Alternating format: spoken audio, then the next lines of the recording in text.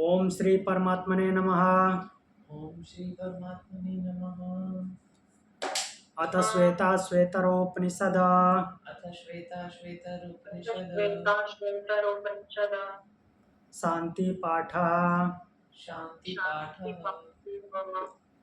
ओम सहना भवतु ओम सहना भवतु सहनौ भुनक्तु सहनौ भुनक्तु सह वीर्यं करवावहै सह वीर्यं करवावहै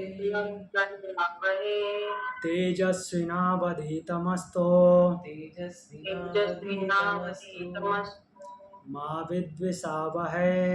मा विद्विषावहै। ओम शांति शांति शांति। ओम शांति शांति शांति। चलिए मूल पाठ पे चलते हैं।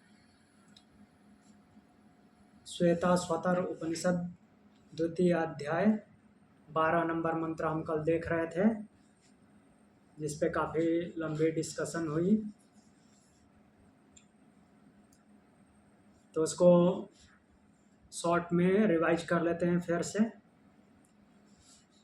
पृथव्यप तेजो अनिलखे समुत्थिते पंचात्मके योग गुणे प्रवृत्ते न तस्य रोगो न जरा न मृत्यु प्राप्तस्य योगाग्निमयम शरीरम। तो पंचमहाभूतों की बात हुई है। पंचमहाभूतों को विस्तारित करने के लिए हमने योग दर्शन उठाया था। योग दर्शन के माध्यम से इसको समझा। तो इसमें बोल रहे हैं कि पंचात्मके योग गुणे प्रवृत्ते, इन 5 महाभूतों के योग रूपी गुण में जो प्रवृत्त होता है, जिसे हमने योग दर्शन में देखा था क्या क्या होता है। तो क्या होता है, प्राप्तस्य योगाग्निमयम शरीरम, वह योगाग्निमय शरीर को प्राप्त हो जाता है, अर्थात काय संपत्ति उसको मिल जाती है। और काय संपत्ति मिलने के बाद क्या होता है, न तस्य रोगो न जरा न मृत्यु। तो वो रोग से रहित होता है, जरा से रहित होता है। और मैंने आचार्य शंकर का भाष्य देखा था, शंकराचार्य का, तो उसमें इन्होंने व्याख्या की है, न तस्य रोगो न जरा, उसको कोई रोग नहीं होता, अर्थात वो रोगों को नियंत्रित कर लेता है। जरा, बुढ़ापे को भी नियंत्रित कर सकता है, अर्थात बुढ़ापे का उस पर असर नहीं पड़ता। और मृत्यु का भय नहीं होता उसको। इस भाषा में शंकराचार्य ने अपने भाष्य में लिखा है कि उसको मृत्यु का भय नहीं होता, अर्थात मृत्यु होते हैं उसका नॉर्मली लोगों को भय होता है, जैसे अभिनिवेश शब्द से उसको परिभाषित करते हैं, तो वो उसको नहीं होता। ठीक है।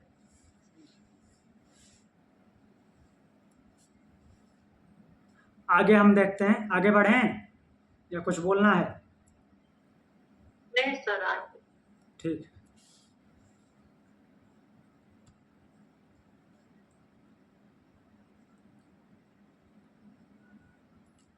तो अगला 13 नंबर मंत्र है,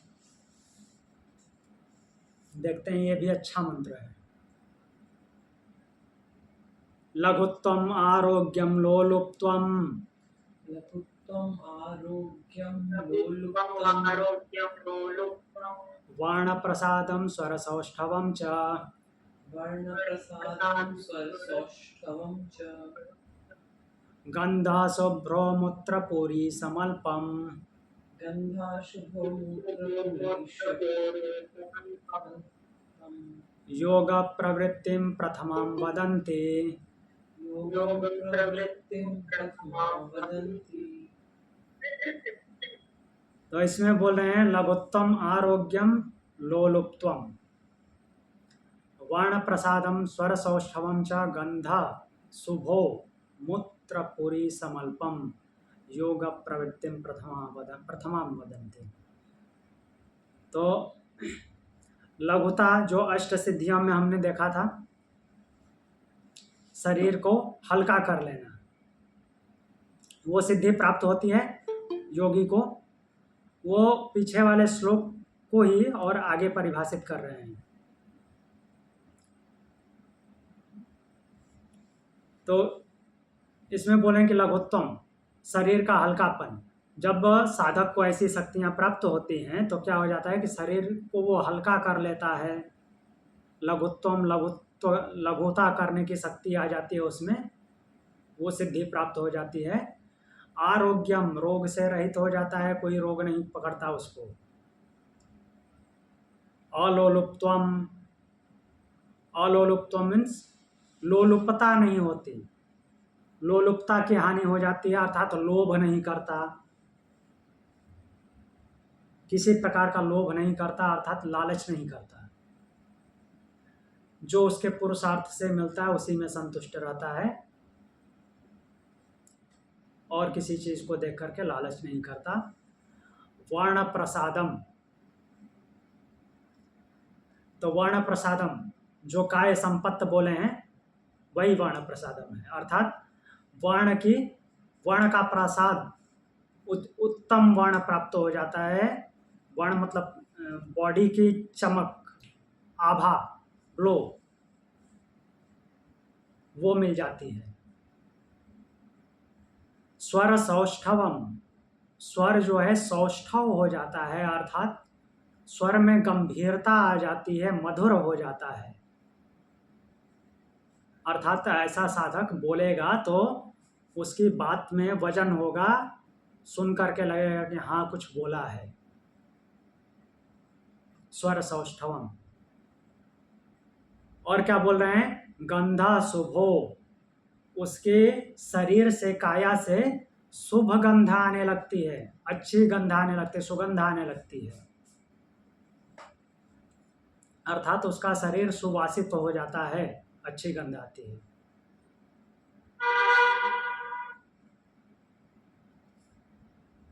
फिर बोल रहे हैं कि च और मूत्रपुरीसम अल्पम, मूत्रपुरीसम अल्पम, मूत्र और पुरीस अर्थात मल, मूत्र और मल इन दोनों में कमी हो जाती है। उसको बार बार टॉयलेट लैट्रिन नहीं जाना पड़ता, उसमें उसका नियंत्रण आ जाता है। मूत्रपुरीसम अल्पम, मूत्र और मल दोनों की मात्रा कम हो जाती है। जब ऐसी सिद्धियां प्राप्त हो जाए, अर्थात ऐसा कंट्रोल मिल जाए, साधक को अपने आप पे कंट्रोल, नियंत्रण हो जाए, तो क्या होता है? प्रथमाम योग प्रवृत्तिम वदन्ति, इसको प्रथम स्तर के योग में प्रवृत्ति बोलते हैं। अर्थात ऐसा इतना सब कुछ हो जाए तो ये प्रथम स्तर के योग में प्रवृत्ति है, ऐसा बोलते हैं। अर्थात योग साधना के पहली कक्षा में आपको प्रवेश मिल गया। क्या करने से? शरीर का हल्कापन, ऐसी सिद्धि प्राप्त हो जाए, आरोग्यम, रोग को नियंत्रित करने की क्षमता आ जाए, अलोलुप्त्वम, कोई लोभ ना हो, लोभ से मुक्त हो जाए, वर्ण प्रसादम, वर्ण में तेज आ जाए, आभा मीन्स दूर से ही प्रकट होने लगे कि हाँ इसमें कुछ है।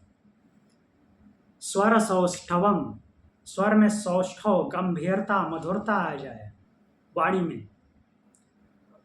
गंधा शुभ हो, और गंध जो है शुभ हो जाए, अर्थात अच्छी गंध आए शरीर से, पसीने से बदबू ना आए। च मूत्रपुरीसम अल्पम, मूत्र और पुरीस अर्थात मल, इन दोनों में कमी हो जाए। जब ऐसा हो जाए तो प्रथमाम योग वृत्तिम वदन्ति, इसको प्रथम प्रकार की योग में प्रवृत्ति कहते हैं, अर्थात पहली कक्षा में, योग की पहली कक्षा में प्रवेश मिल गया साधक को, ऐसा समझना चाहिए। क्लियर?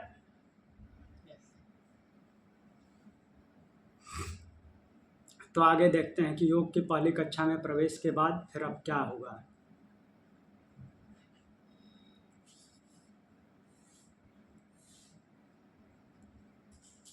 चौदह नंबर मंत्र।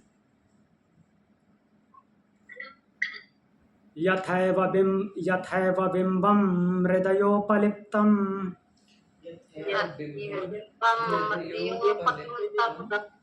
तेजोमयं भ्राजते तत्सुधान्तम्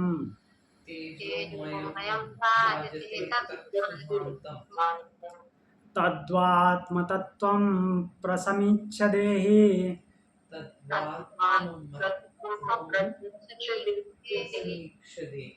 एकः कृतार्थो भवते वीतशोकः।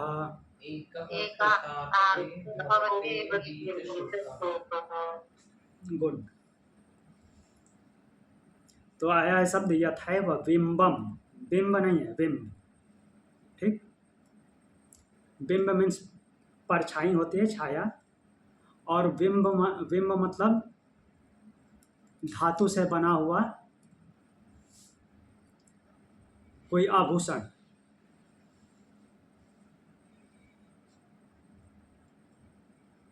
तो बोल रहे हैं कि यथैव बिंबम हृदयोपलिप्तम, जो धातु से बना हुआ आभूषण है,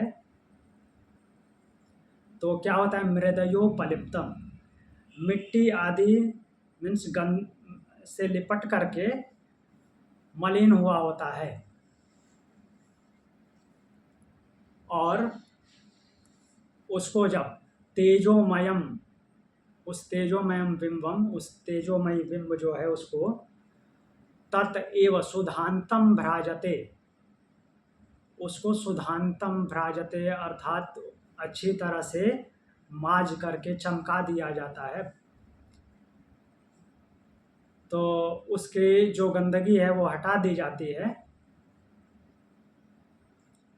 तो फिर क्या होता है कि यहाँ पे सुधांतम का मतलब ये साफ करने वाला पदार्थ, मेटल को साफ करने वाला पदार्थ है।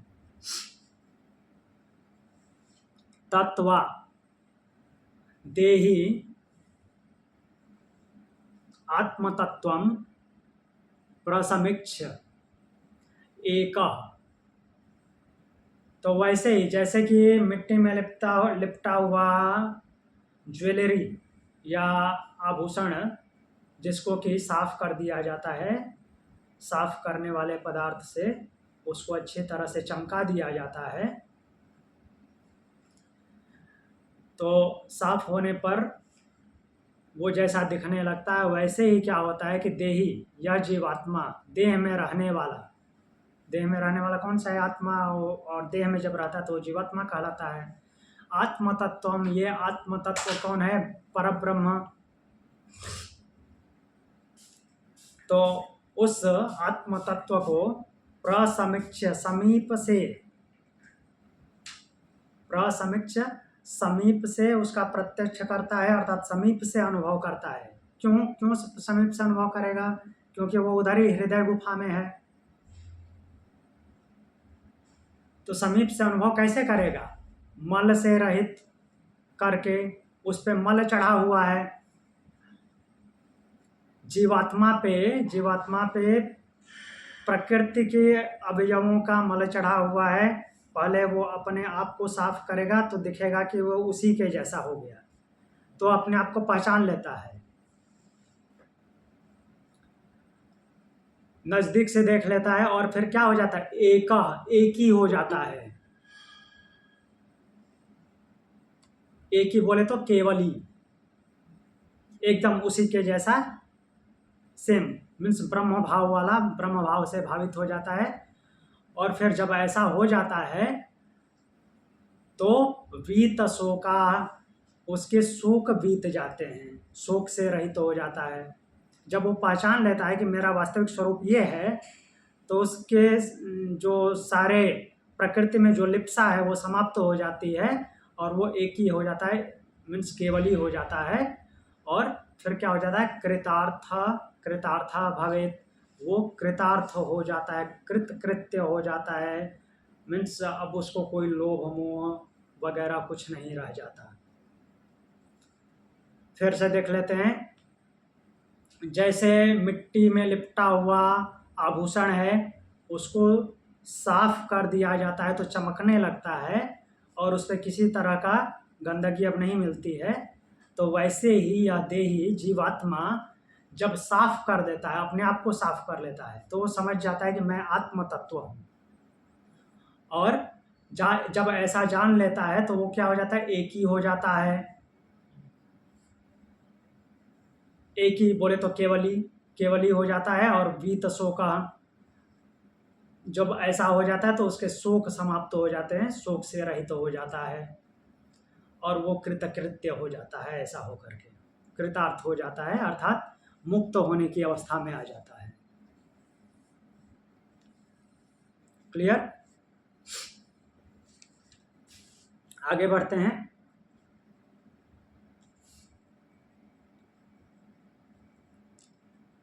अगला मंत्र है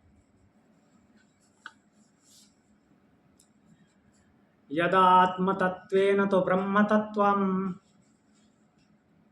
यदात्मतत्त्वेन ब्रह्मतत्त्वं दीपोपमेनेह युक्तः प्रपश्येत् दीपोपमेनेह युक्तः प्रपश्येत् अजं ध्रुवं सर्वतत्त्वैर्विशुद्धम् अजं ध्रुवं सर्वतत्त्वैर्विशुद्धं विशुद्धम् ज्ञात्वा देवमुच्यते सर्वपाशै। ज्ञात्वा देवं मुच्यते सर्वपाशै। तो बोल रहे हैं कि यदा आत्मतत्वेन तो ब्रह्मतत्वम्, उसके बाद जब योगी उससे युक्त हो जाता है, अर्थात अपने आप को पहचान लेता है, तो इह दीपोपमेन आत्मतत्वेन, तो वो दीपक की तरह प्रकाशित आत्मतत्व के द्वारा ब्रह्म तत्वम प्रपश्येत, उस ब्रह्म तत्व को जान लेता है, क्योंकि वो पहले से जान चुका है कि मैं वही हूँ, अपने आप को पहचान लिया है। तो उसी भाव से वो ब्रह्म तत्व की अनुभूति कर लेता है। प्रपश्यते ब्रह्म तत्वम प्रपश्येत, उस ब्रह्म तत्व की अनुभूति कर लेता है। तो अनुभूति के लिए शब्द नहीं आता, पश्य शब्द ही आता है। पश्य का मतलब होता है देखना। तो उसको वैसे ये इंद्रिय आँख रूपी इंद्रिय से तो नहीं देखा जा सकता, तो उसको अनुभूति शब्द से ही समझना है। वो बोला जाएगा देखना, लेकिन वैसे समझना है। और वो क्या होता है, अजन्मा,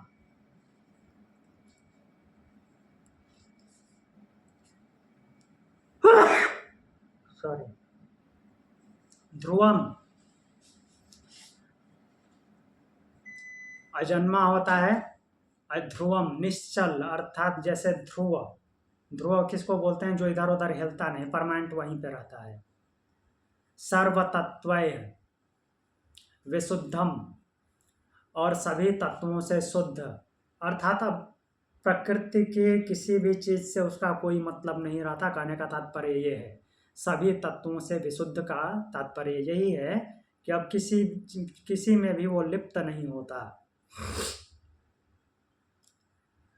तो ये केवल उसके आत्मा के लिए नहीं आया है, ये ब्रह्म तत्व को जब जान लेता है तो अब उसको जान रहा है वो ब्रह्म तत्व कैसा है। वो अजन्मा है, निश्चल है, सारे तत्वों से विशुद्ध। देवम, देव शब्द आया है उसके लिए, ब्रह्म के लिए। उस ब्रह्म को जान करके ज्ञात्वा सर्व पाशय मुच्यते, सभी पासों से मुक्त हो जाता है। किसी भी पास में, किसी भी बंधन में वह नहीं बंधता। तो साधारण सी बात है, पीछे वाले में ही वो जान चुका है अपने आप को, और जब ये ऐसा जान जाता है तो वो समझ जाता है कि ये ब्रह्म जो है, मैं जैसा भी हूँ, ब्रह्म एकदम ऐसा का ऐसा ही है। और उस ब्रह्म को किस रूप में वो जान लेता है कि वो अजन्मा है, निश्चल है, कहीं मूव नहीं करता इधर उधर, हर सर्वव्यापी है इसलिए मूव नहीं करेगा। सर्व तत्व विशुद्धम, और सभी तत्वों से विशुद्ध है, किसी में वो लिप्त नहीं होता। वो परम देव को जान करके अर्थात परमात्मा को जान करके सर्वपाशै विमुच्यते, सभी पासों से छूट जाता है, सभी प्रकार के बंधनों से मुक्त हो जाता है। आगे देखें 16 नंबर मंत्र। तो 16वें मंत्र में बोलते हैं एषः देव प्रदिशोऽनु सर्वा एषः देवा प्रदिशोऽनु सर्वः पूर्वो जातः सौ गर्भे अन्तः पूर्वे जातः स गर्भे अन्तः स एव जातः स जनिष्यमाणः स एव जातः स जानिष्यमाणः प्रत्यङ्गजनांस्तिष्ठति सर्वतोमुखः प्रत्यन्तजनमस्थितिः सर्वतोमुखः। तो इस मंत्र में बोल रहे हैं, उस ब्रह्म की विवेचना कर रहे हैं कि वो ब्रह्म क्या है, क्या था। इस तरह से बोलें कि एषः देव प्रदिशो अनुसर्वा। तो बोलें कि निश्चित रूप से यह जो देव है परमात्मा, देव शब्द परमात्मा के लिए आया है। सर्वा प्रदिशोनु, ये समस्त प्रदिश अनु अर्थात दिशाओं और उसकी अनुदिशाएं अर्थात जो कार्नर दिशाएं हैं और ऊपर नीचे अर्थात 10 दिशाओं की बात हो रही है। प्रदिश अनु, अनु मतलब यहाँ पे मीन्स उन सब में मिला हुआ, अर्थात सबका यहाँ पे पीछे पीछे चलने वाला तो नहीं वो शब्द आएगा, क्योंकि ब्रह्म सब में लिप्त है, तो उसमें सबको व्याप्त किए हुए है, इस तरह से आएगा। दिशाओं, सभी दिशाओं को व्याप्त किए हुए है। हाँ, पूर्व जाता, और वही क्या है, सबसे पहले जाता प्रकट हुआ है। जाता मीन्स जन्म हुआ है जिसका, तो उस ब्रह्म का जन्म तो नहीं होता।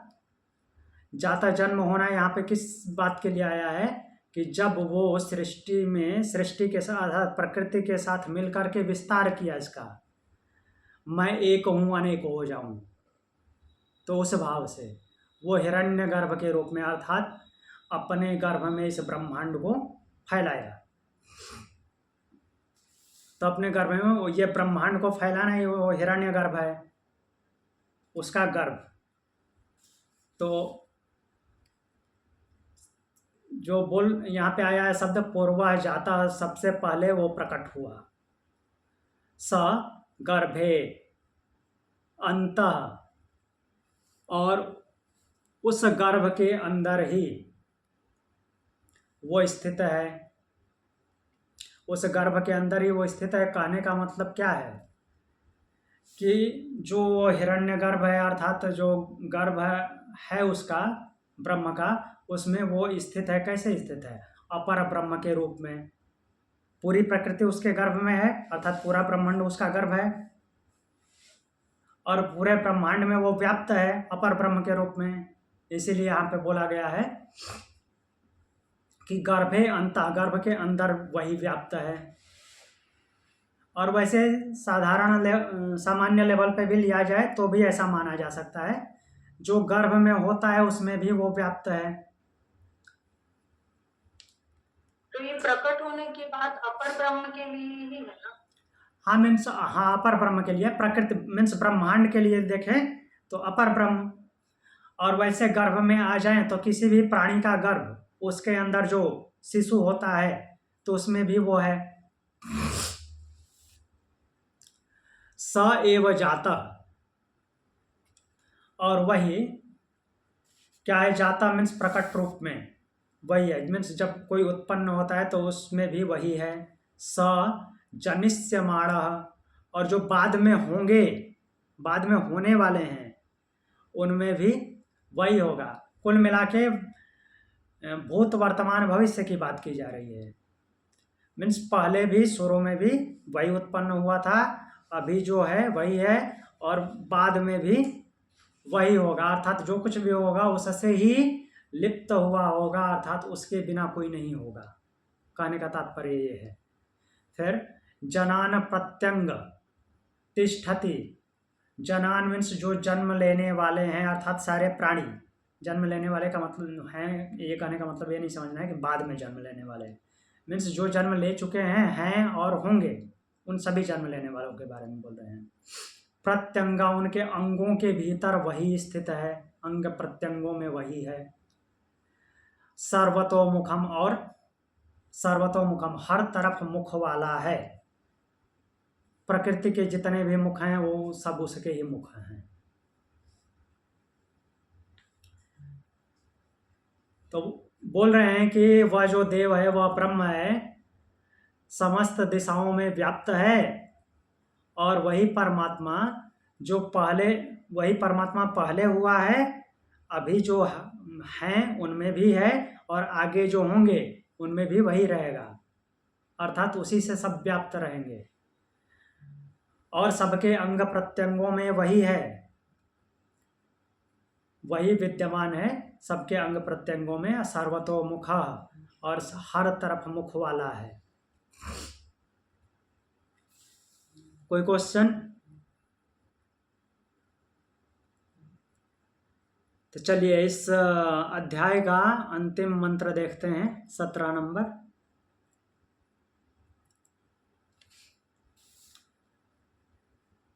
यो देवो अग्नौ यो अप्सो, यो देवो यो देवो अग्नो यो अग्नो अप्सु, अप्सु, यो विश्वं भुवनमाविवेश, यो यो विश्वं भुवनं भुवनमाविवेश, य ओषधीषु यो वनस्पतिषु, य ओषधीषु यो वनस्पतिषु, तस्मै देवाय नमो नमः। तस्मै तस्मै देवाय देवाय नमो नमो नमः। नमः। तो बोल रहे हैं कि यो देवो अग्नौ यो अप्सु।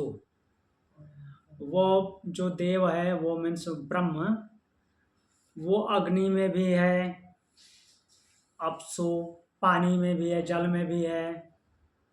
यो विश्वम भुवनम आविवेशः, जो ये पूरा भुवन है, अर्थात संपूर्ण ब्रह्मांड है। विश्वम भुवनम, संपूर्ण ब्रह्मांड, सभी लोक, इन सब में व्याप्त है, सब में प्रविष्ट है। या औषधीषु, और वो कहाँ पे है? औषधीषु, औषधियों में भी है। या वनस्पतिषु, वनस्पतियों में भी वही है।